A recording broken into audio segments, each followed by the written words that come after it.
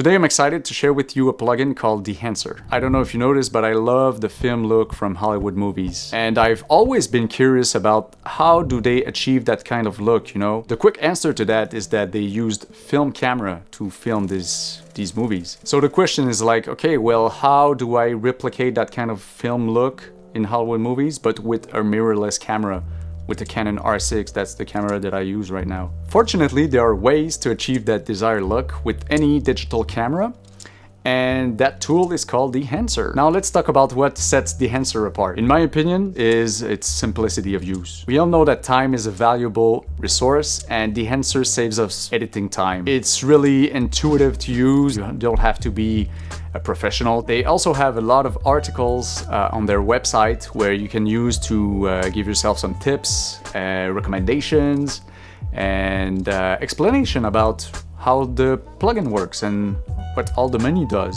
But what really sets them apart is their film profile and their print tool. Today I'm going to show you how to use this plugin inside of Final Cut Pro. And also, if you're interested, you can use the code Youssef and it's going to save you 10% of your purchase if you use the code in your cart. And like I said, I'll be working in Final Cut Pro, but you might be able to follow along if you're using Premiere Pro or DaVinci. Alright, let's get started. I'm going to use this shot to create the film look. Let's start by simply adding color to our image by going to the color wheel and cranking up the saturation. Like that. Okay, now let's add the plugin to our image. So DEHANCER recommends to place the plugin in the end of the processing chain, all the way at the bottom of all different effects like color board or color wheels, curves, balance color, and so on. So you see when I applied the plugin, it went just below color wheel, but if I placed it on the top, you can see that it affects the image differently. Now, as soon as you put the plugin on the clip,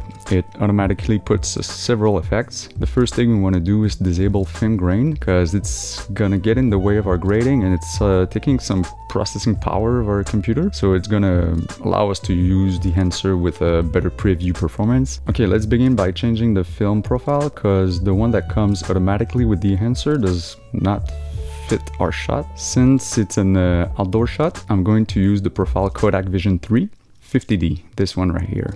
As you can see, Kodak Vision 3 has 4 different types of negative film: the 50D, 200T, 250D, and the 500T. Each of them are more suitable for different light condition. As you can see on the DEHANCER article, Kodak Vision 350D is the best for daylight exterior, which is why the D at the end of 50D, by the way, it's for daylight, and the other Kodak Vision 3 profile that ends with T, it's for tungsten light, and is more suitable for warmer light, like sunsets, for example. Anyway, since this was shot on a bright daylight, I'm going to use Vision 3 50D. After that, DEHANCER recommends to just expand immediately after the film profile selection. Let's keep an eye on our waveform right here. And I'm going to push the black points all the way until I see my shadows hitting like 0 IRE right here.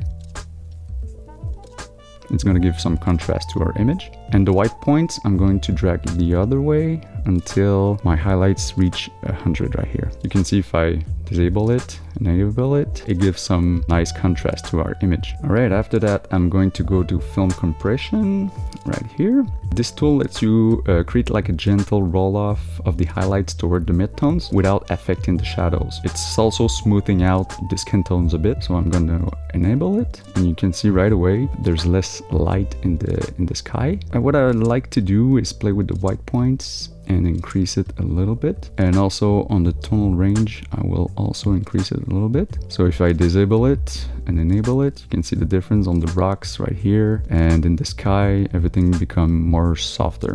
Now after these modifications, I'm going to jump into the print tool, and I'm going to choose the Kodak 2383 print film.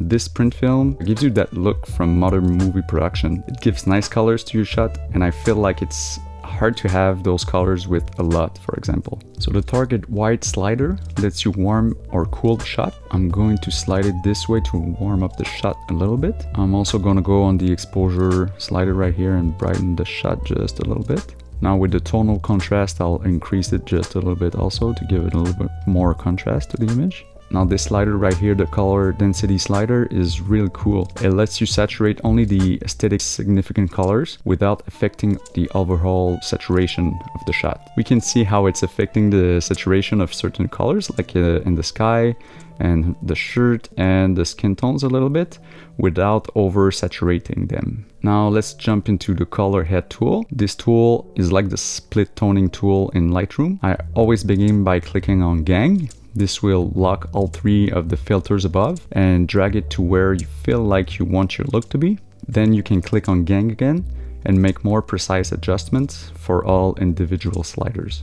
Below is the shadows, midtones, and highlight tones. This is where you can get creative and give your shot a certain warm or cool look by controlling the color temperature separately. Now let's add some film grain. When you first apply the film grain, you're gonna see that it's too intense. I like to start by going to the film type and change it to positive instead of negative. This type of grain is softer and less pronounced in comparison with the negative grain. To get even softer grain, I will lower the grain in the shadows, midtones, and highlights.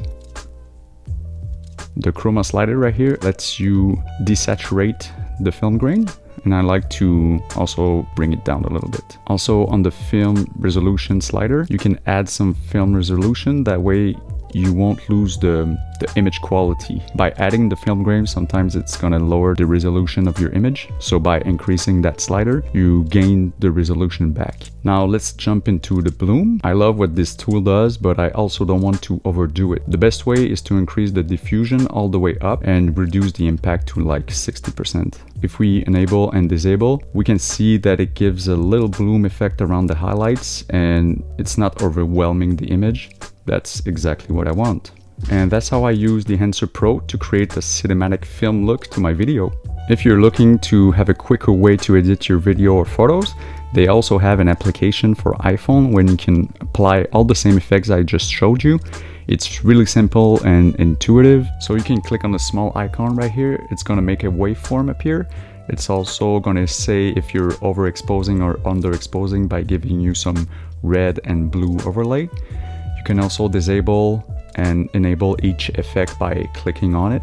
And once you're done with your edit and you love what you do, then just click on the share button and it's gonna save it to your phone right away so you can share it. That's all for today, guys. Thank you for watching and I hope you enjoyed the video. And if you had some value out of this video, please subscribe to my channel. That's really appreciated and it's helping my channel a lot. Thank you for watching and I'll see you on the next one. Thank you. Bye-bye.